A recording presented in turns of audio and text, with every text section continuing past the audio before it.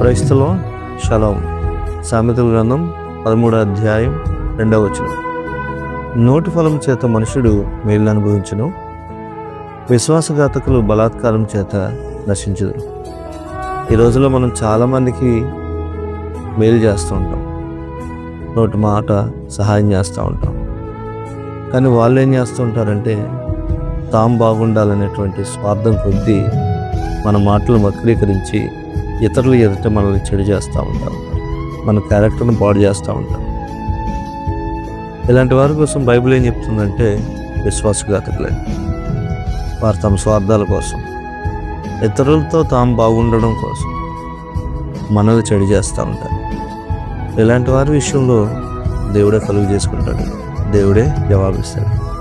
అలాంటి వారిని బట్టి దేవుడు మనకిచ్చిన మంచి క్యారెక్టర్ని పాడు చేసుకోకూడదు. అలాంటి వారిని పట్టించుకోవాల్సిన అవసరం అంతకంటే లేదు. క్రైస్తలో షలోం.